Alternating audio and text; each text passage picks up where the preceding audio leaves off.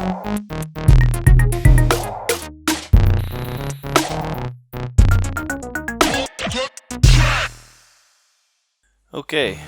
welcome to podcast number 15. Our next guest really needs no introduction. His body of work even speaks for itself, from the epic loopers, numerous battle titles, throwing local battles to keep his scene alive. We got DJ Odilon. So early one morning this summer, I traveled to a lovely suburb of Brussels where he had just recently moved and woke him up for a chat. Don't really think I need to explain much more since everybody probably knows who he is. But one thing I did want to stress to everyone was that you really should make sure to go down in the description, click on the link to his store, and just purchase something, anything. He's put out hundreds of free beats and loopers. He's just done so much for the scene. I think it'd be great for everyone to give back a little bit to him. Even if it's €1 or $1 for a beat or a couple beats, or maybe buying the whole chunk of content even, it's really worth it. There's people like him are literally keeping the fabric of our culture alive. I know most of us wouldn't think twice to buy a $1 or $2 coffee, so we should really strive to do the same with our culture's art. So rant over on that, but don't forget to also support the podcast, so download the free Playground app, kick a beat, have a cut, you cheap bastards. It is free, and you can purchase different artist tracks, or you can subscribe and unlock all the paid stuff at once. And when you subscribe, whatever you specifically play, so let's say you get a monthly subscription, and that month you only play Beat Junkie stuff, then the money goes straight to those guys. If you were to play, let's say, a mix of Asthma Funk, Beat Junkie, Stud Rumble, and one other, then it's split amongst them depending on which one you spend the most time in. So it really gives back to the community. So try to support the scene, please, because we're not very big. So for Odilon's performance piece, I picked out a video that I had seen him post on his YouTube channel. I don't know, I guess maybe a year ago. It was just a dope little little over 1 minute routine that I really liked. So I'm just gonna go ahead and pop that on, and let's just get to it. This was a cool conversation with DJ Odilon. Enjoy.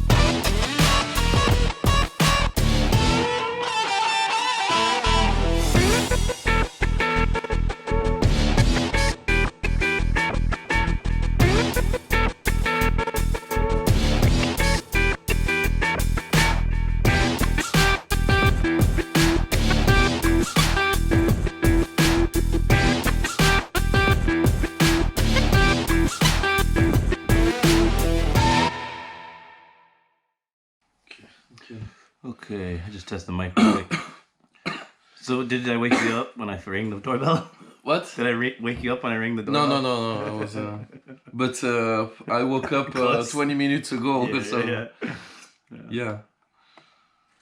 I was doing the vacuum cleaner. Yeah. Vacuuming this morning. Because with this cat, it's everyday work. Yeah, so I had a white cat. So you know. And it was, You know what I'm talking it's about? like you see it, you think white is like you don't see it so much, but white you see it way more. It's like everything is covered. And now I have a dog, a boxer, and after the winter it's like crazy. It's like, oh yeah? Yeah, because the shedding, from the change of the weather. Yeah. It's just like, there's like a few weeks where it's just fucking it's like insane amounts. Because here it's every day. Yeah. And sometimes it's worse, but yeah. Nice. Word, yeah, so that's all set up. So I guess you saw the other one. The idea was, like I said, we just like sit down with guys and talk about, you know, how they got into it. And I've been starting with everybody about like, I know like you started, I'm guessing you started scratching, but I know you were DJing since like early 2000, probably earlier than that, right? Yeah. Like, when did you first kind of start scratching or DJing even, and when did you get into it? How did that start up? Yeah, so we start now. Yeah, we just talk. Yeah. Okay, I would start. I think I start first organizing party with my brothers. Yeah. When I was 16. So my brother wanted to be a DJ, so he first started organizing party, and I help him. I don't know how you say, you know, when you put the paper on the wall to make promotion like for the flyers party. up and bring flyers. So we start like this actually, and one day we meet a guy, and he say, "Yeah, of course I'm a DJ," and but. When you say DJ, it was like doing mixing rock on CD players. Yeah. It was already something for us. When was this? Are these older brothers then? Oh, 2 years. 2 years. Yeah. More than me. So what years was this? When did this start up? When I really started was in 2000 when I came back from the US. But when were you doing this with your brothers? But this part I don't count it because for me it was a nice try. Right. But it's like the intro, you know. The scene and like. It was the intro actually. I don't know. How old were you think? It was when I was 16, so I can say 1907. I don't know. 97. Like that. And then you went to the US. Yeah, but before that. Before that, we had like I don't know. We say you know when you're a kid, you have a room where you can play and do like a playroom or playroom. Okay, and with my brother, we bought lights and we put speakers everywhere. Nice. And I used to play drums, you know, and my parents was like, okay, it's your spot, so you do whatever you want. So we put black lights everywhere.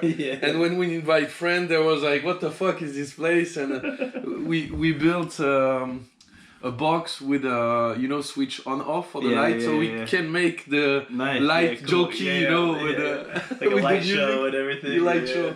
So that was the start, and after we start organizing those party. But wait, when did you start playing drums then? Since you were young? Or? Yeah, I was. I started with piano. I did a little bit of saxophone. Okay. So I started, I think, when I was 8, doing the piano. Right. And from 8 to 16, I was doing piano, saxophone, and drums for 2 years. Yeah. Okay. Yeah, I remember you told me last year. Like I knew you played instruments, but now I forgot everything about it. So. We were talking about this last year. I remember. Yeah. So yeah, but I'm actually thinking about maybe taking. Piano lessons because I need it for my productions, you know. I really like to learn an instrument where you can walk with it. Right. More like a guitar. Yeah. But day is only 24 hours, and we only have one life to live. So so much I don't know. Do, so little time, right? Yeah. Yeah, because that's something like I have my daughter's 3, and so we're getting to the point like what instrument do we force her to play? You know, we're like, well, definitely piano, and I'm like, and drums, so she can make me dope beats. You know? And then I can also take the lesson with her, you know, and learn together. but that's funny because my parents like say, okay, you need to choose an instrument to play. I don't know, maybe because it's a good thing or I don't know. Yes. But for me, it was horrible at the beginning because after school, for me, it was finished, you know, so I had to do this again. Yeah, it's the classic. But now if I knew that I would be into music, I would be more serious about it. So if there are kids listening to this, work on your instruments. Yeah, that's what I always, every friend of mine whose parents forced them to take like violin or something, they were like, I fucking hated it. Now I'm glad I did it, but then I hated it for 18 years or whatever. Like, yeah. Same feeling. Yeah. Okay, so then doing the drums, making the fun light setups in the jam playroom. And then you went to US for a year in high school, if I remember right. Yeah, I went actually because I was not a nice guy when I was young, and my father say, okay, so you go to the US alone, and you're gonna learn life. But I think it was the worst choice for him because I I did all the bad things. You went crazy when you got there. And I was really into roller skating back in the day. Rollerblading, right? Yeah. And it was really important as music now. Yeah. So I went in San Diego, California for 4 months, and after I went to Austin, Texas. Yeah, that's so. I remember we talked about that. That's my hometown. Yeah. So I did roller skating every day, and nothing about music. Yeah. But I bought in California mixtapes from drum and bass from the drum and bass scene over there. Yeah. And so I started listening music, and when I changed to Austin, Texas, it was a completely different way of life because in San Diego I was close to the downtown, so I could do everything. Yeah. And in Austin, Texas, I was like an hour from downtown. Yeah, I remember you said you were like super suburbs. I didn't have a Cedar car. Park, super far out. I was like a countryman lost in Texas. So, and there I discovered a rave party and stuff like this. So, it's... Do you remember the names of some of those raves you went to? Because I would have probably been at the same like raves or same party scene I don't remember. At the same time. Because that was 98 or 99 you were there? Or... It was 99. I remember we talked about it before. 2000. Because when I got back from there, I started DJing. Right. I think there was the big local one was the airport rave at this year. Maybe there was like the biggest one, the big everyone was like, oh shit, airport 2 when it happened. But the thing is, I wasn't going to the biggest one. I think I just did 1 or 2 in the downtown. Yeah. But what I was doing, maybe you can remember the name. They call it, I don't know. You arrive in the room. It was not big, and there was. How you call it? When you sleep on the bed, mattresses. Everywhere, and people were chilling, and it was like a hippie stuff. I don't remember how they called. I don't really remember either, but I remember the style for sure. Yeah, there was a name with this, Yeah. Always going with my grimy friends, showing up and like looking around for girls, and And the music was LSD very like relaxation stuff. Yeah. So that was funny, but yeah. So the funny thing is because now I live in Belgium, but I used to I'm French actually from the south, close to Spain. So it's like 30-minute driving from Perpignan, my hometown. And so while I was in US, my brother was staying in Perpignan and discovered electronic music like me in the US, but him in Spain. Yeah, okay. So he was going to a club called Rajdeng. It's something like 40-minute drive from Perpignan, and this club was designed by Dali. Of course. So it's a very famous club for the techno music, and actually, if you go in Detroit and you talk to techno legends from Detroit, they all know about this club because it was like Trésor in Berlin, but less famous back in the day, from all kind of people. And so my brother was going there and having party and tell me, the music is good.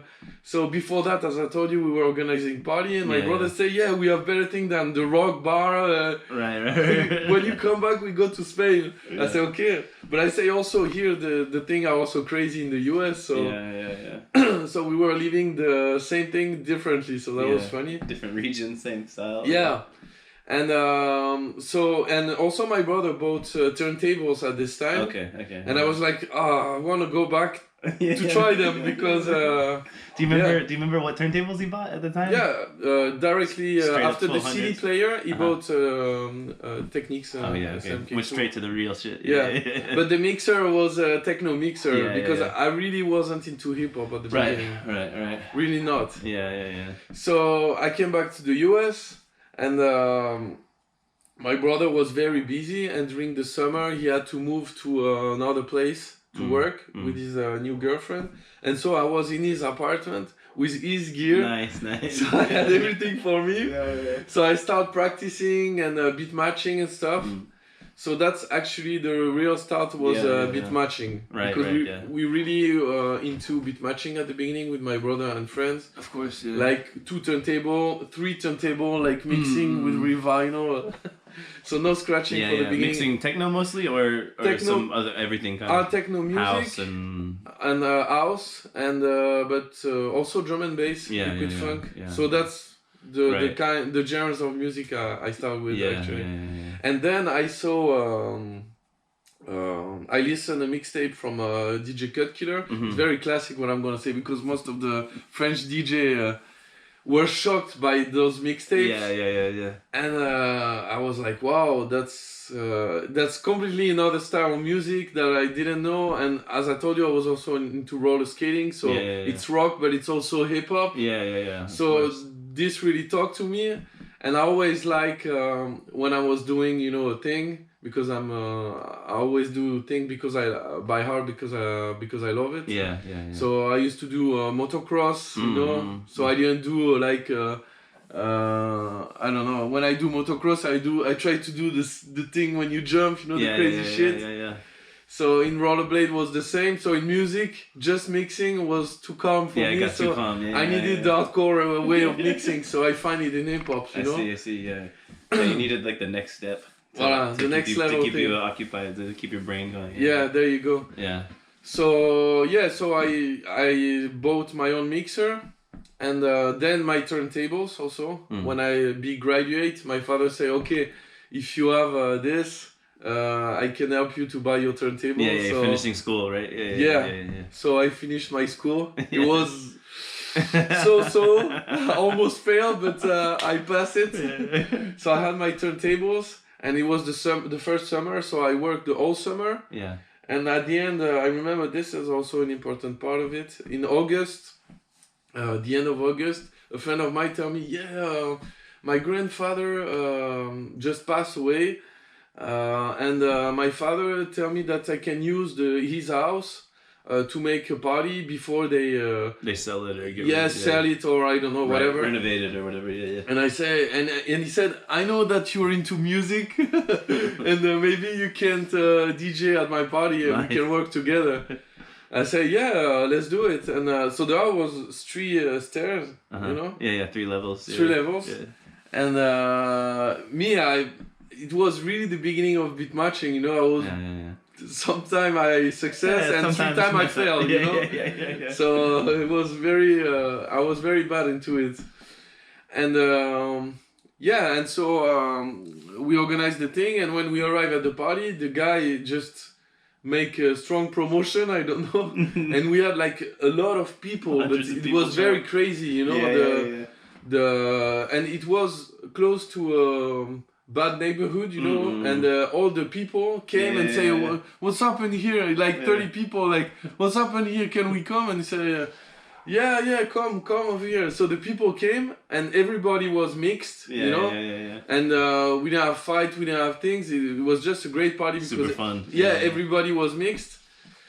It was unreal, like in the middle of, it was like 30 meter, I think, from my house, something 100 meters, so it was very close. And also close to the downtown, so... Yeah. And the police also came, and it was like, what the fuck is happening here? Like, what are you doing, And so we explained the thing, and they just left. But we were lucky, because if you do this now, it's you go to jail because there was bad thing in this party. It was rough. Lots of drugs. It was very rough around the house. Yeah. So that was actually my first party. Right. I think I was 20 or something. And it gets you addicted, I guess, then too.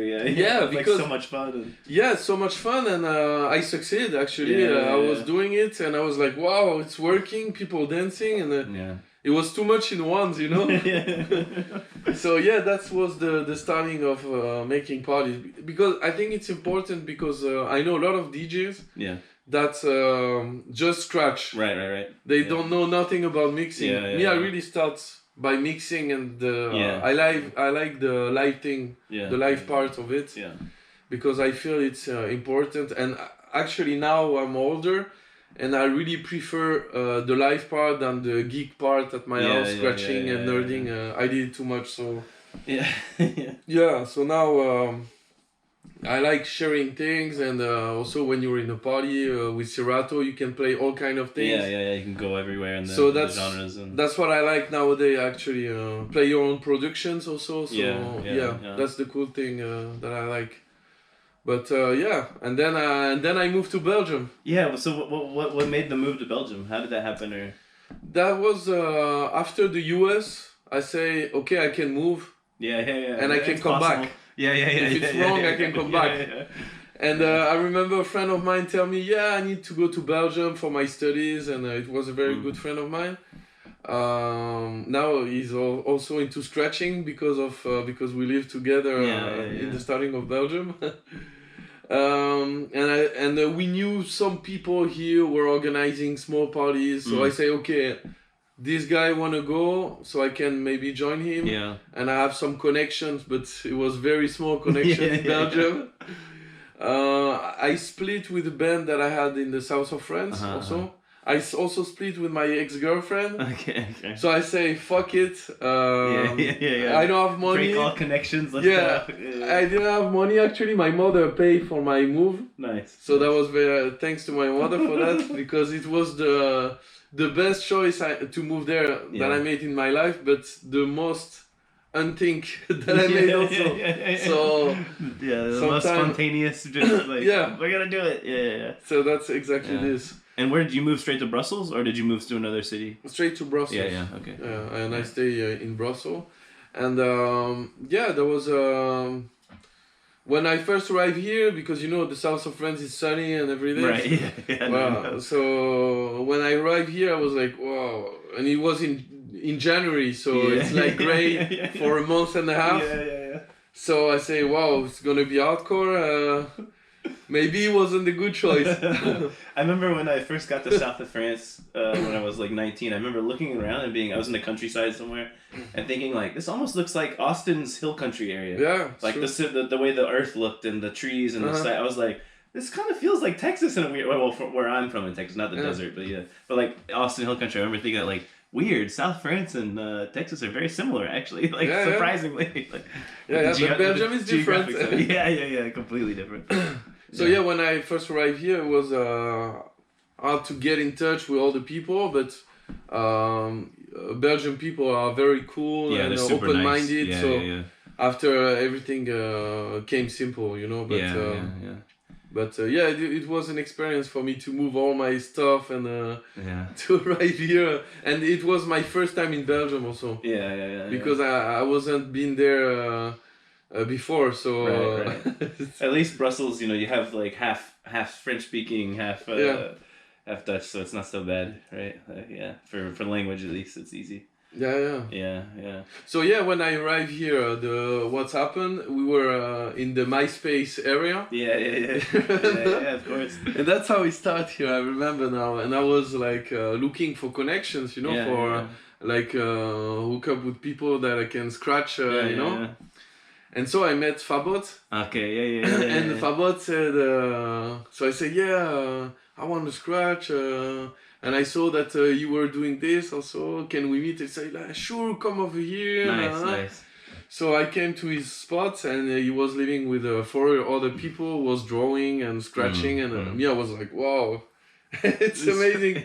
Because in Perpignan, there was only few DJ and everybody was on his side hiding the shit, and it was okay, let's share, let's make party, let's have fun. Big open revelation with that. And everything was simple, so we start create this People's tribute, I don't know. I know the People's stuff. So the collective. Right. We start with parties, we start with hardcore practicing also. And so we meet, because Fabot also wanted to meet a lot of people. So from him and from me, we meet everybody kind of thing. And make a big circle. We make the circle bigger. And so that's how also we met Eb Kato. I saw him yesterday, by the way. He was at Les Ardents. Voilà. He played Playground a little bit, and I scratched with him and stuff. So it's important because we practice so hard with him that you can imagine. So before that though, you were scratching at all, or before before you came to Belgium, you were doing like a little bit of scratching, or of course. And then I already did 2 battles actually. Okay. I did the French DMC. But wait, what year did you move to Belgium? What? What year did you come to Belgium? Do you remember? I came to Belgium in 2006. Oh, okay. So there was a big chunk of time between that. Yeah, okay, yeah, and I did the French DMC in 2005, I think. Uh-huh. And you had Netic, Herrmutt, yeah. Fel, Ligue 1. Yeah. Who else? League One, man. Yeah, I think it was almost the. So it's only a world champion. Right. Herrmutt is not world champion, but for me, he's a world champion. Yeah. So and me, I arrive and they say, okay, now DJ Odilon. I was like, what the fuck? It's me now. But I was looking at the show like a huge fan, when I was there. And for me, it was unreal. And so, like before this DMC, though, then who when you started scratching, were your brothers scratching too, or was it just you? Or you had some friend that you were scratching with, or how were you learning scratches or getting introduced to scratches by this time before this kind of competitive stuff? I bought actually because there wasn't any YouTube or else. So I used to bought VHS. Yeah, the VHS like DMCs or something. Voilà, DVD, and I remember I bought also this TV. How you call this? Turntable TV or no? No, the TV, but you put the VHS in it. It's one. Yeah, like I don't know the name, but yeah, one TV with the VHS like built in and everything. Yeah. I just bought this and I put it in front of my bed. So while I was sleeping, I was playing back and forth and say, okay, he did this. Okay, and sometimes I wake up at night say, okay, I try it. Yeah. So I really spend a lot of time on this TV at night, trying to understand what's happening. Figure out what's actually happening. Yeah, it was so hard with that little stuff because a lot of times the camera angle too, you couldn't see so well what his hand was doing, and you're like, fuck, what is he doing? Like, how does he do that? It's crazy. Yeah. And sometimes the cameraman is on the wrong side, and you're like, what the fuck? I don't understand. Yeah. But that's the good point also is when I came to the DMC, it was a huge spank in my head because I was like, the level was very far from where I was. So the good motivator, right? Yeah, I was shocked, and it was a good motivation, and so I start working with those tapes. And I saw also I don't remember, I think on a DJ mag, because I wasn't into internet at this time, that you can learn at the DMC. They had a school in Paris. Like a workshop. School. It was really a school. You can have particular lessons, but it really was a school. And so I went there for I think a week and a half, something. Oh, nice. And I learned with DJ Ich, who is my sensei. Yeah, nice. And for in this week it was like a lot of informations, and I wrote everything. I tried to taking notes and keep everything in mind. And DJ Ich is a very good teacher, so he learned me how to scratch, beat match, all the names, so how to put my hand on the record, that I should do I don't have to do. Yeah, nice. I met him last year at Beef for Battle France. Yeah. And everybody was like, "This is the man," and I had never really heard of him, to be honest. And I was like, well, if all these guys are saying he's the man, like Netic, everybody's like, "Oh, you gotta meet this guy. He's OG." And I was like, "Oh yeah, he must be the man," but I hadn't heard of him myself. Like in the States, I didn't know who he was. He's a very cool guy. Yeah. And so when I came back to Perpignan after that DMC workshop. I wasn't better, but you knew what to do. Everything was in my head, and when I watched the video after that, I understood it easier. Right. Yeah. Of course. So that really helps me to go that's there. A big thing. Like having someone. I had the same thing. I was like scratching with guys who were DJing jungle and drum and bass and house. And they liked to scratch, but we were all just transforming and doing bullshit. That's what and I was then I met a guy who was like, "You know what a flare is?" And I was like, "I know the word, but I don't know what it is New exactly." dimension. And he was like, here's a flare, here's a chirp." I was like, "Oh shit! Like now it's time to study." Yeah. And it just changed everything. It was like for me the same way, like '98, something like this. And the flare on the drum and bass is a lot of work. Yeah. Double timing. I for me the chirp was the struggle. Flare, single click flare was the easier one for me, and then I couldn't do chirps. It was like the opposite movement, and I was just like going crazy trying to learn them. But yeah. No, so so that was a good way to start for me, and also I need that's personal, but I really need to be confident on something when I'm doing it, that I'm doing the right thing. You know? Right. Yeah. So I need to visual things also to go faster in my apprenticeship. Yeah. So that's really helped me on that actually. Right. Yeah, and after I started practicing in Perpignan and then to Brussels, as I told you, when I was at Fabot's house. Yeah. So I can tell that Belgium at the beginning was strong practicing, really. I worked really like a dog, and it was crazy. What were you doing for working this time? Like during all this practicing and hanging out in Brussels, like what was your job? Did you have a... That's a good question, because I was doing bullshit job. Yeah, like whatever you could find, right? Yeah. What? Like whatever you could find, kind of. Yeah. Thing. So actually, from now, I didn't stay longer than 6 months in the job. So yeah, and there I found a job where I was doing juice. Yeah. For like a juice shop kind of thing. Yeah, juice shop and sandwiches. Yeah.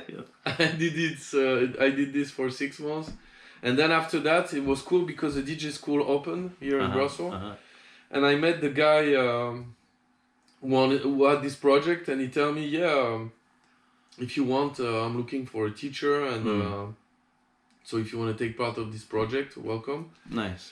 So we start with this. I don't remember actually when it starts, but let me see. Yeah, I think it was close that when I arrived. I think maybe in 2008. I think. I think it's this.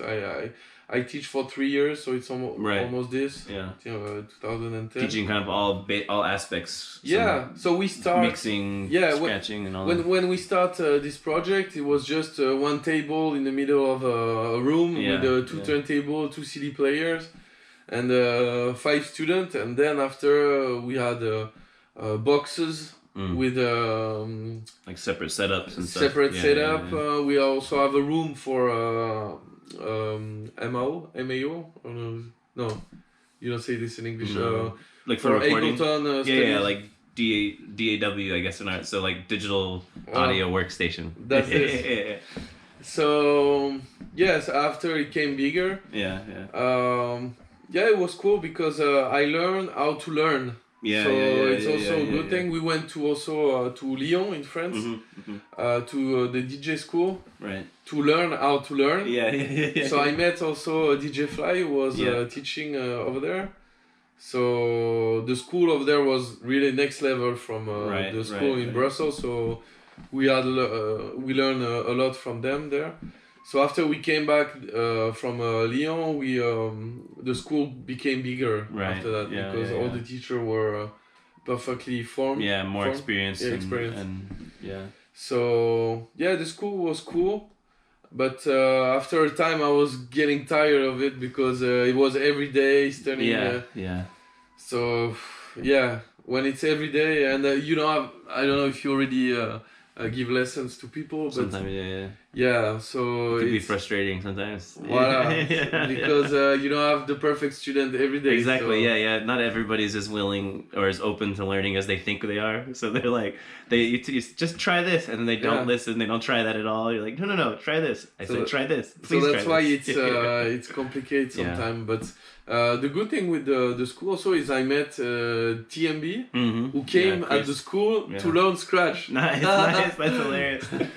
So when he arrived to the school, we scratched together. I showed him some techniques, and oftenly because it was a school, but it was a cool school actually. It wasn't a school like how it became actually when I left. It was too serious, and I felt that it needs to stay cool because it's a hobby, and you know how it goes with this when you know all the people into the Scratch scene. We're all chill, so if it's too serious, you can't work with it. Right. So after the school, I used to organize Scratch session over there, and so I said to Tiami, you can come and Scratch, and at the end I said to him, okay, stop the lesson, and I take your phone number and we connect. We hang out. We hang out. He's a super nice guy, man. He's really cool. And so that's how TMB, I think, really get into it. Yeah, nice. Yeah. Was there anybody else in the Belgian scene that you taught that's like, still these days scratching or DJing a lot, or anybody else that it was like a student, of the... Yeah, there's it's not a scratcher actually, but this guy came to private lessons for I think 3 or 4 days, something like this. I think it was a workshop or whatever. And this guy now is really famous. It's Henri PFR. He plays in all around the world electronic music, and he's very famous in Belgium. Yeah. So I learned him how to beat match. So cool. That's really cool. That's my student. That that's 2 really good students. Though. That's really awesome. Yeah, that really make it into the commercial scene. Yeah. So yeah, that's good for him. Now it's his job actually. He's really famous, so always touring. So I did a good thing with this school.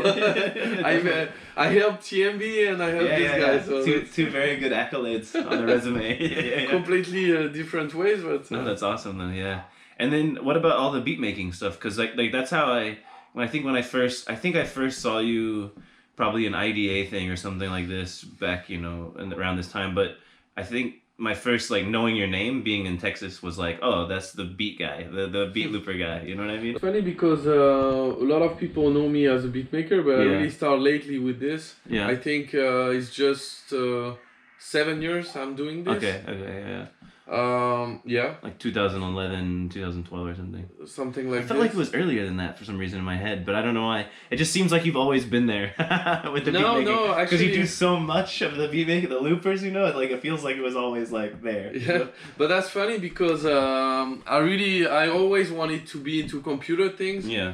But for me, it was too complicated. If you had tell me back in the day that I would be doing things on computer, making music on computer, I will be like, wow, I can trust you because I'm nowhere in this computer game. Actually, at the school, I was just giving lessons for DJ and music history, but not for Ableton and all that, because I really was discovering this at this time. Right.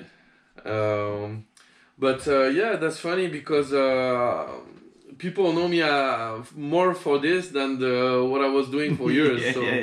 Whatever.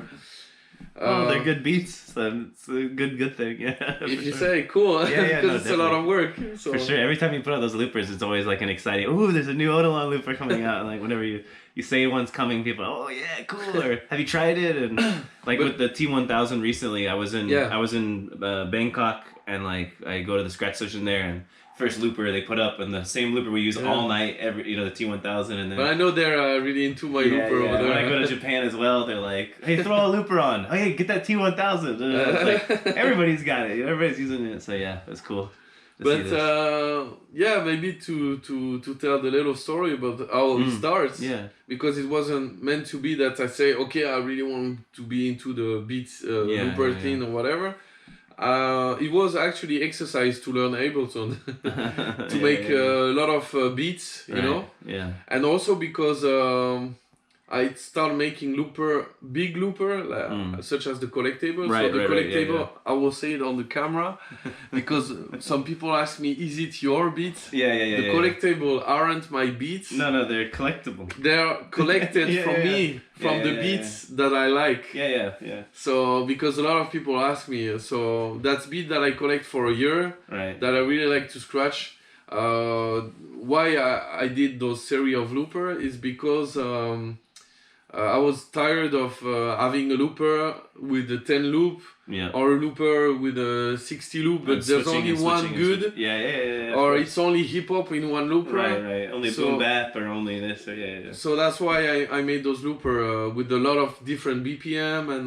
I thought it was it was clear to me. It was called the collectible. Yeah, and I recognized oh, that's the beat from The Brain Wouldn't Die, and that's the beat from this, and it was exactly that. It was all the dope beats that I love to cut to, but all in one place. But it's crazy because when people ask me this, I remember I put for example, Break Your Neck from Busta Rhymes. So those people think that I made this beat. Come on, guys. How'd you start working with Busta? Yeah. You're no, come on, read the name, man. Read the name. So yeah, so that's how I started making a looper with a lot of things. Yeah, yeah. And I remember on your looper at the beginning, the guy was saying, okay, don't do too big loopers because you take too much on our website. Yeah, and I said, man, I have to do it this way because that's the concept of the thing. Yeah. You need to have 100 loop. That's a minimum to get a real interest on the project. So I kept on doing it, and now also that can be an exclusive point because it's gonna be the last one I will be doing, I think, because we arrived. It's 1, 2, 3, 4, 5, 6, 7, 8, 9, 10. Yeah, so now it's the 10th. It's a good number to find. And I think I'm gonna stop on this one. I will be doing other things, but the collectible will be finished on the 10th. The collectible collection. Collectible collections. And I was dreaming about doing an application, ghetto application, because it's not my beats, where you can have all those collectibles in one application, but maybe one day. Yeah, that'd be cool for sure. Yeah, and so I started beat making because I was doing routines actually. So a friend of mine showed me how to use Ableton, but really simple.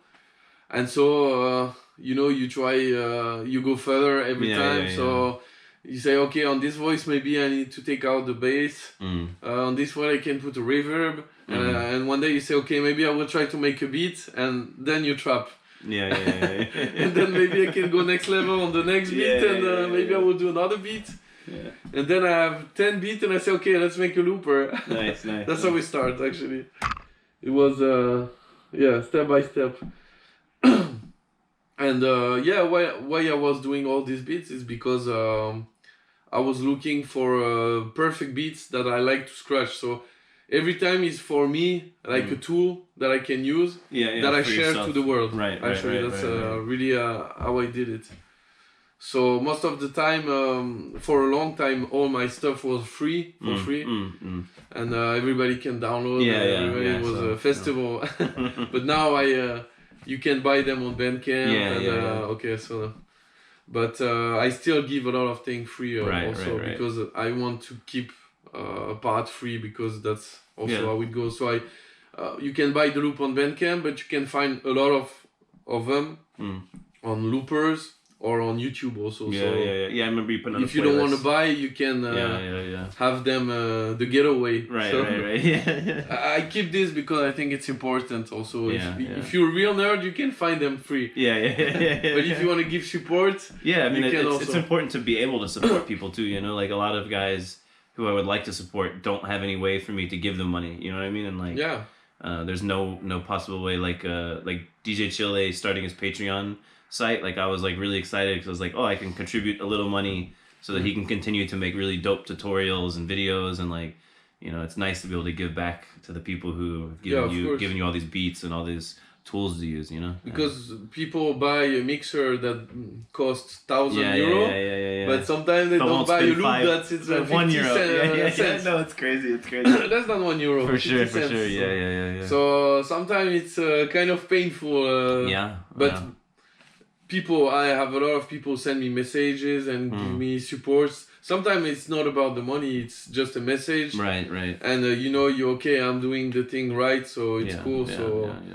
So that's also what I like in this scene, because you really have people really passionate and really give a strong feedback that say, okay, keep on doing it. And what you're doing also is a good thing because you spread the message to the people. So I mean, even with Playground, like I've met some really famous scratch guys or whatever, and I've offered them like, hey, I can give you an unlock of Playground so you can try all the tracks for free. And I've had so many guys say like, no, I'll just buy the tracks. Like it's gonna contribute. Yeah, it's gonna contribute to the artist. I'll just buy them. Don't worry about it. I don't need an unlock.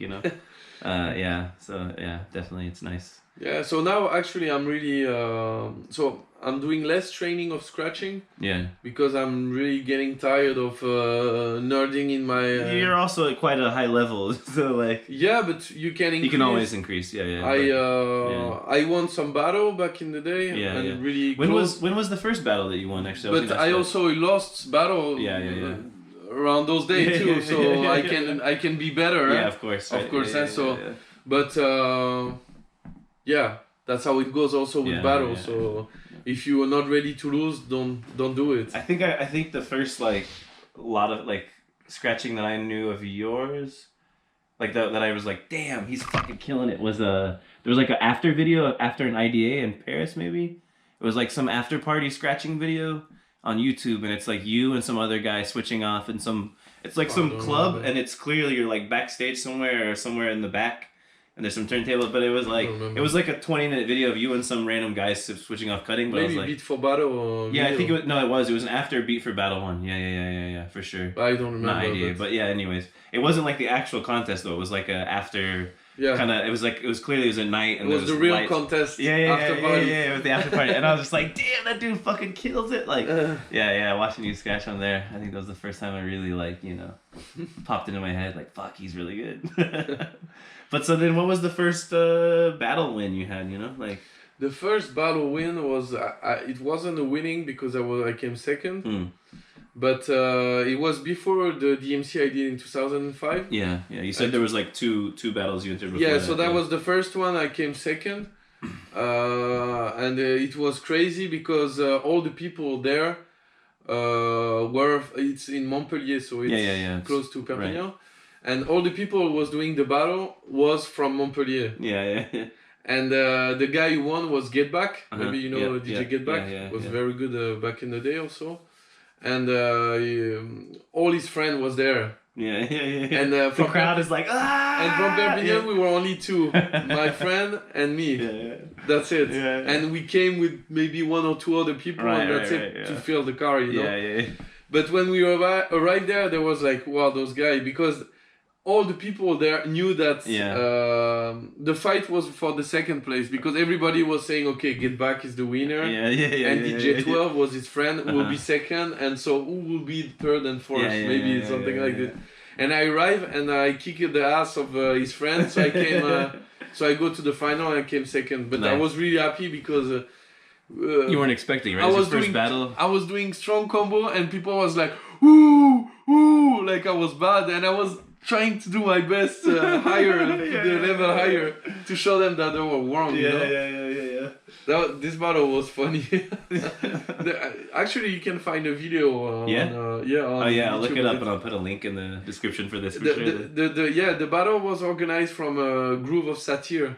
Okay. I don't know if you know those guys. I kind of remember the name. The name sounds familiar, but no. Cavern, you know Cavern? Yeah. He's from he was from the collective.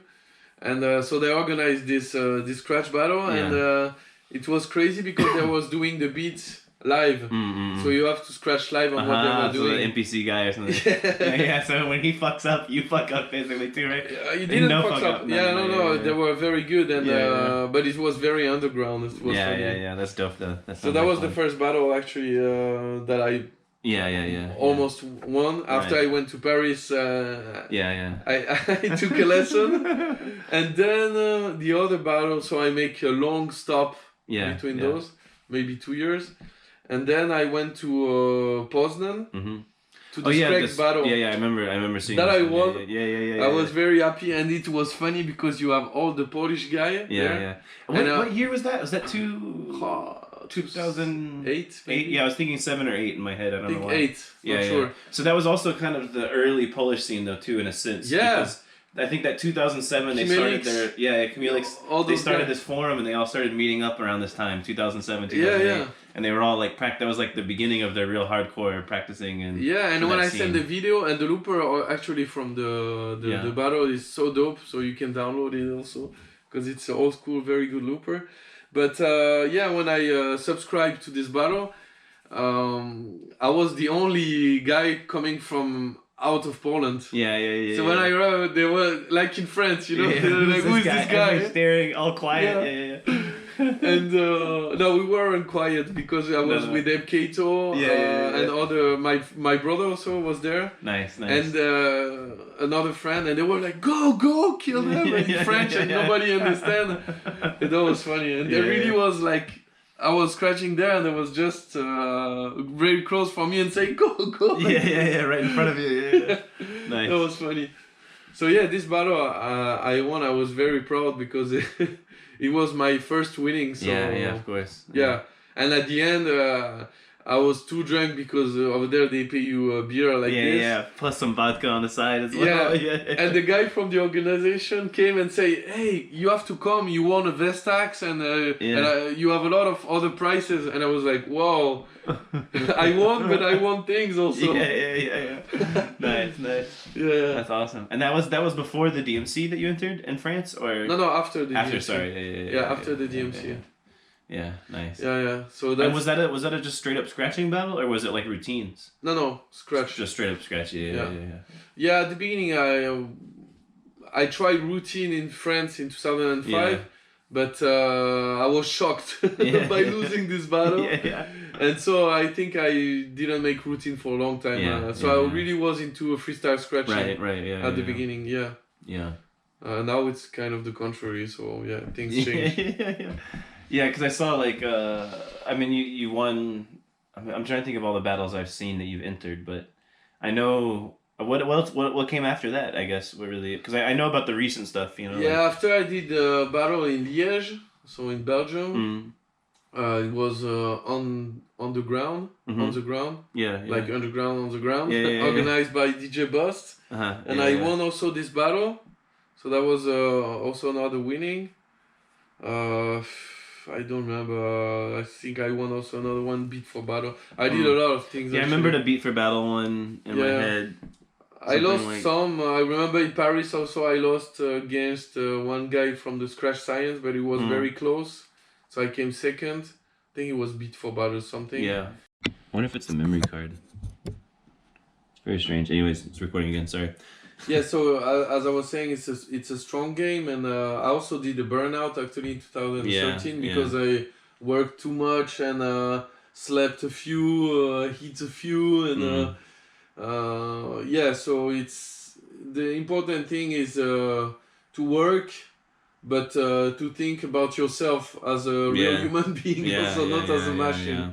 Yeah, on definitely. the other side, it's important to Yeah, it's easy to get burnout. Like even just 1 month. I imagine like building these routines. You know, after I imagine by the time you finally do the routine live, or you finally turn in the routine, you hate the fucking routine. You know. Yeah. Sometimes that's how it was the last few months with the scratch beat for this IDA. It was like I hate the beat now. I don't want to hear it. When you do a video, you know how it goes. Recording over and over and over. Like oh god, yeah. That's why also it's hard to take comments on a video that you work. I remember I can tell you a video that I did with Kato, the DMC teaser. We could have the good recording for other people after a week. But we spent a month trying to record this video. People just watch it like I put play and they say I like or I don't like. Watch 30 seconds of it. Yeah, but we worked from the building to the final record. It took a month. Yeah. So because I was very perfectionist. Yeah, for sure. Yeah, perfectionist. So, but it was too much. Now I calm down with it, and I have more skills that I can have a little more time and so not have to worry about it as much. But when you have a guy you say I don't like this, and at 1 minute and 20 seconds you fuck up, and you're like, oh man, it's hard to take. But now I can I can understand the guy smoking a joint and watching your video on internet on the other side of the planet. Fuck these guys. Yeah, totally. Yeah, man. Yeah, the comments, you can't pay attention to the comments for sure. Just gotta ignore them.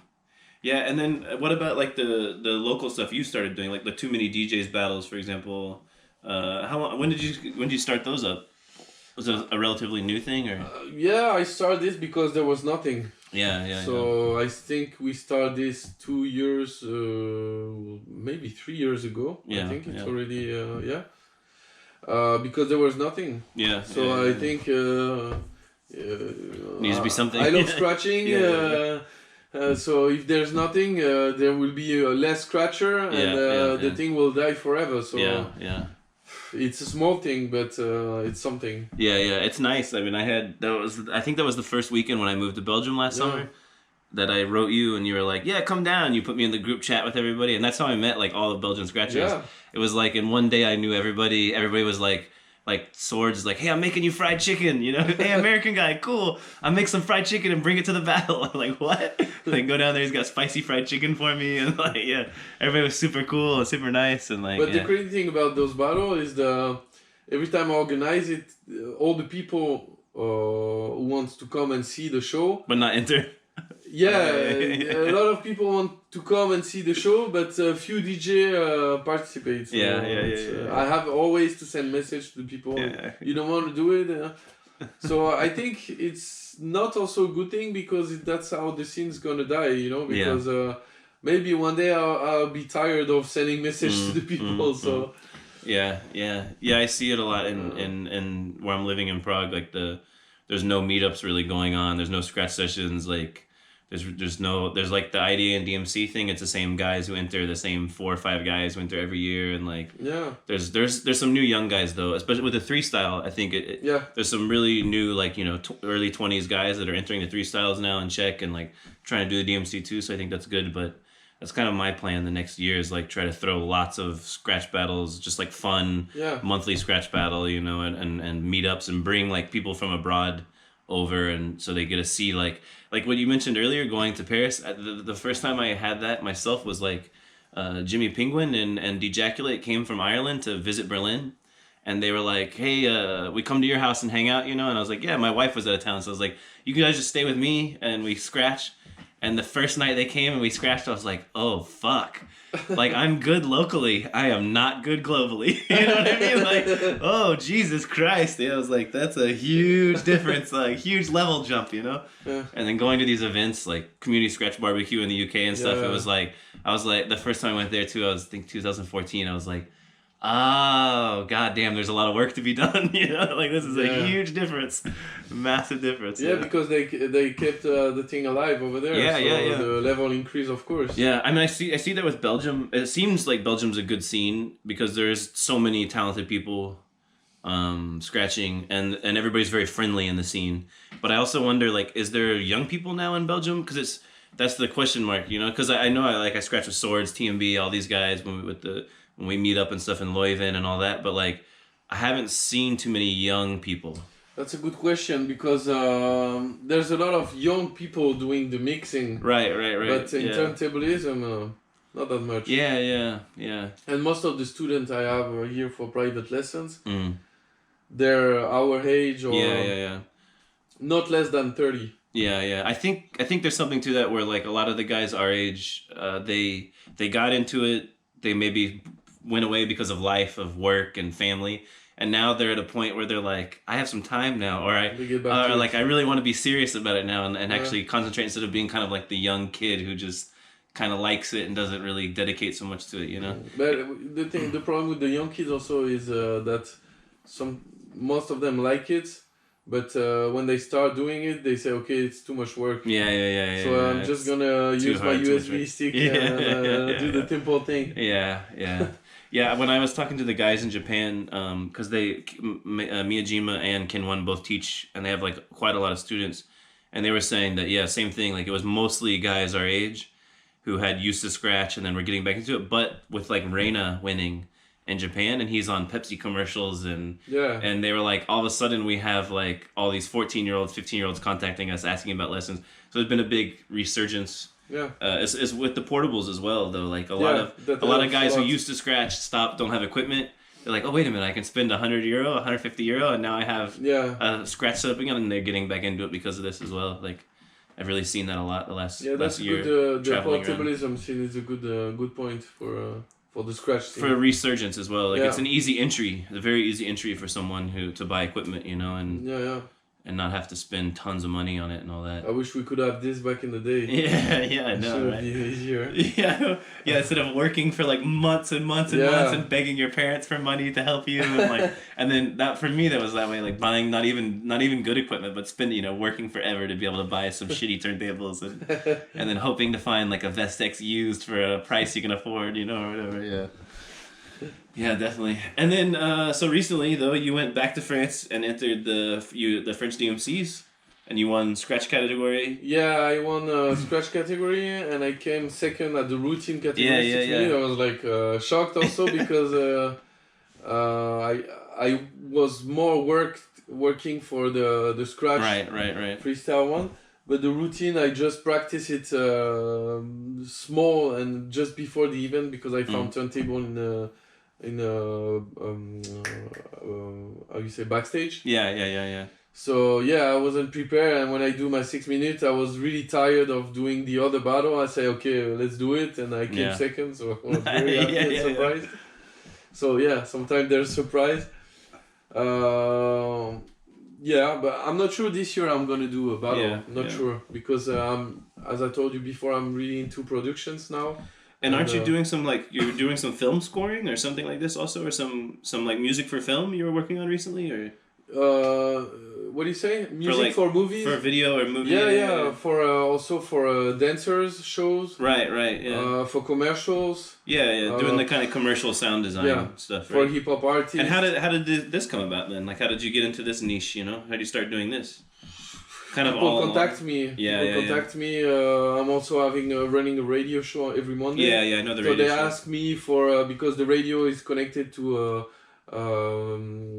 channel on a TV channel. Yeah. So they ask me sometimes music for intros or something or whatever. Yeah. So that's why I'm doing this. But nice. But now I'm finishing a project album with a friend of mine, Knuf. Yeah. Called Astral Traveler. Mm-hmm. Yeah, I've seen some of the stuff. It's chill music. Yeah. And I'm also finishing my album. Will be something like 15 tracks. Nice. And hip hop instrumental, chill out music with scratching. Sick. Yeah, so that's what I'm working every day now. Yeah. And it looks like, I mean, I could just point the camera over here real quick. It looks like you're obviously getting back into playing keys and learning because you have the mood over there. Of course. Besides, of course, the turntable setup. But, and actually, I moved to this apartment just 3 months ago. Yeah, I was wondering because I remember the other flat you had in the city. It was a nice flat as well. But I really like here actually because it's smaller. Because I live alone for my first time in my life. Yeah. But it's a good thing because everything is in one room. Yeah.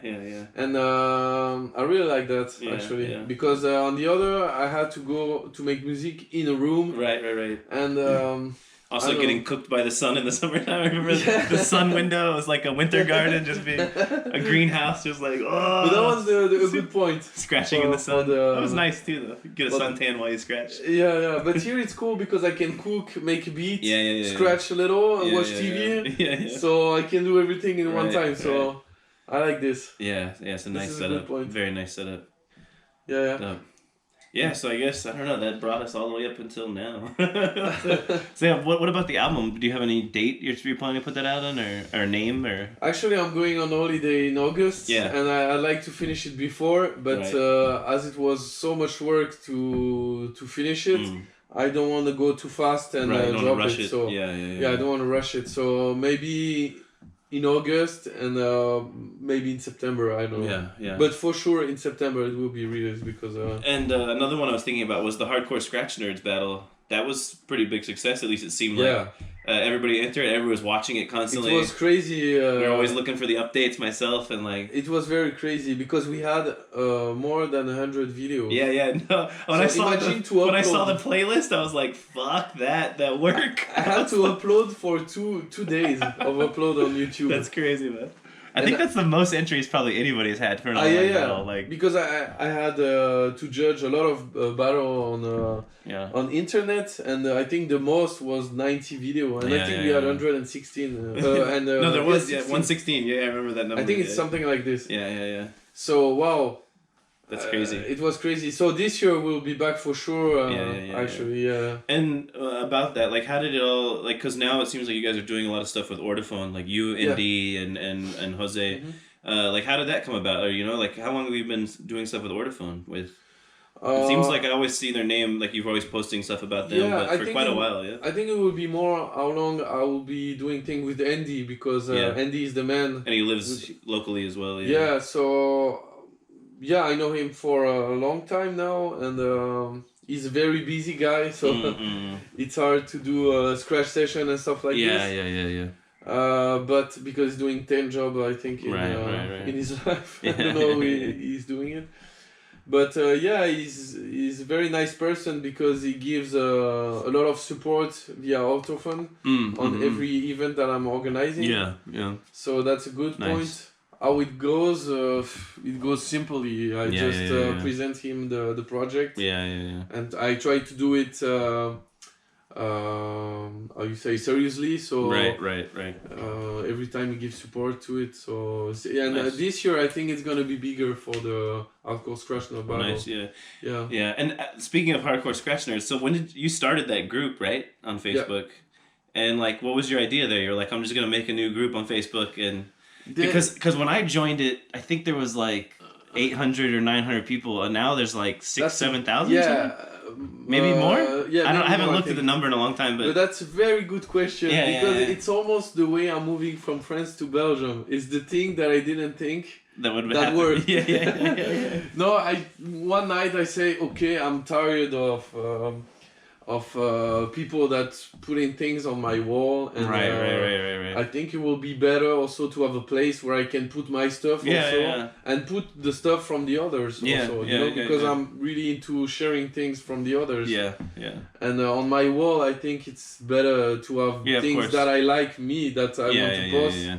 So that's how I create this group actually, and I really select things. And I think that's how the interest increase also. Yeah. There's no like some of the other scratch groups I'm in, for example, there's a lot of random guys just posting, oh, here I am on my portable, and it's like really bad scratching or something like that. Yeah. But on yours, it's like curated, like as you said, like like so you like people submit something and you say yes or no, and then it posts up, and then I made the selection because it's of course. Then you have a guy is drinking a beer, and at the end of the video that goes for 15 minutes, you have one scratch and it's fucked up. I don't publish this. Of course.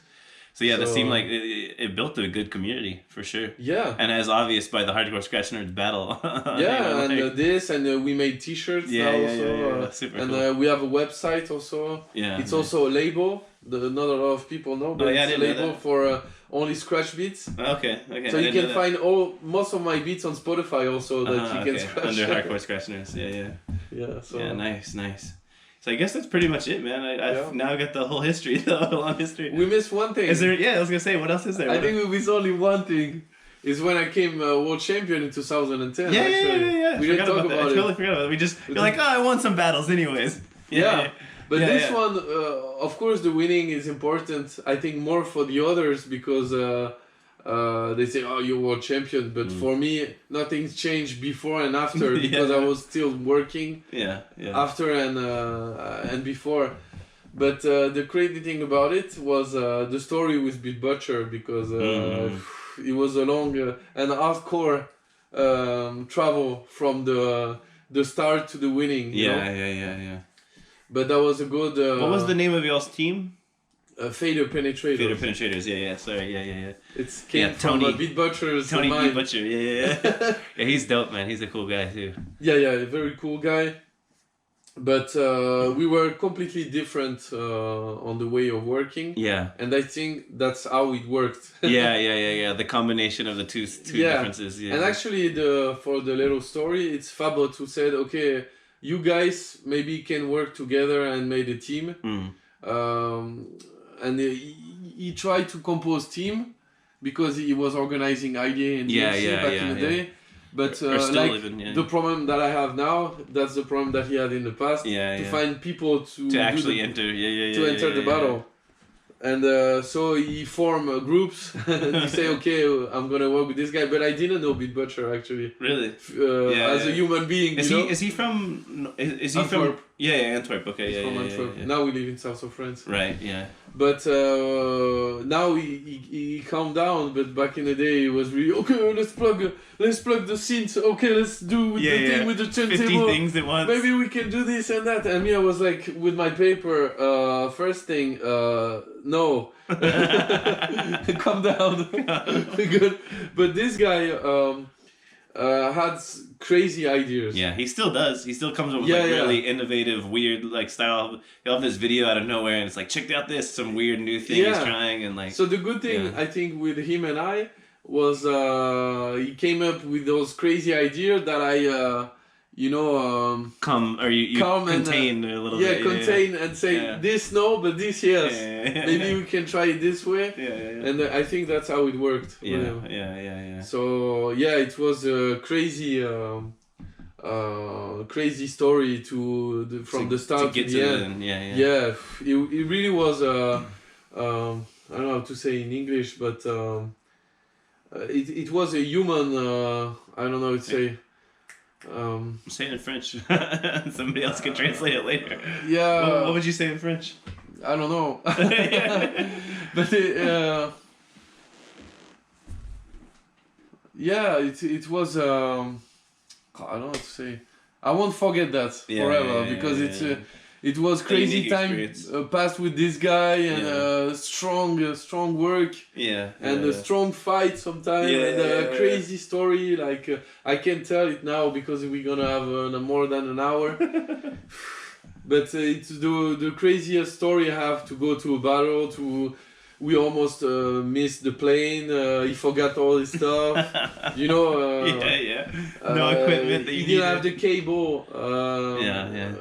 To fix the setup when we arrived to the IDA. We lent the cable to the Beat Bombers, who actually was supposed to win, but we won with them cable. We came back to Belgium with their cable. The year after, they asked me for the cable. So it was a funny story. A lot of funny stories. That is funny.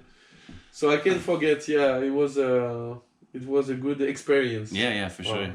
For sure, and so Beat Bombers got second that year, or who got second? Who did you go against, or do you remember who were the other teams competing? I don't remember the others actually because we focused on Beat Bombers. Yeah. And I remember when they were sound checking, we were like, wow.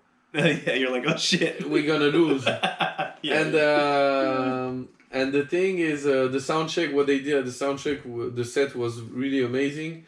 And during the live, I think they had this pressure because they put so much in this set. Actually, I feel that it was their really best set they did ever. But what we had maybe more, it was the show was our last rehearsal, our last chance. And I remember when I shake his hand at the beginning, I was like, okay. Let's finish with it. Let's get this over with. Now we're... This is the beginning of the end. And I remember the thing we fuck up in the set was a plus, actually. Oh, yeah. I remember I was supposed to scratch one part and start with a strong scratch, and he had to start with the beat at the same time. And he starts with the beat, but nothing came. And I was scratching like this, and my head I was like, come up with the beat, bro. come on. So I did one bar like this, and after he came with the beat, and it was like, wow. the dramatic drop of the beat. Nobody knows it, but in our mind it was like, so, yeah, man. Yeah, that's awesome. That's a Beat Butcher story. It's exactly based on this kind of style. Yeah, that's amazing. And then I guess so after you win the world title, you're like, fuck, we won world title. Like, were you like, next year we're coming back, or you're like, fuck it, we got it. Thank God we got there, and like we're done with that. First to say, fuck it, we got it, because I told you it was very improved for me to work with him because he's really crazy guy. You know? Now it's okay, he calmed down, but back in the day it was hard to work with him. But after I tried to come back, of course, because you really want to feel again the sensation. Right. But the crazy thing about it, about this winning, that I was dreaming for years to win something important like that. When I won, I feel more sensation about the thing is end. Than the winning, you know. Right. The winning was more on the eyes of the people that follow me. Wow. And then I realized that it was enormous or whatever. Right. But actually I felt more like kind of maybe a little relief, but also a little bit like, oh, it's over now. More than it's over. And I can go to another project. Yeah, I could see that for sure. Definitely.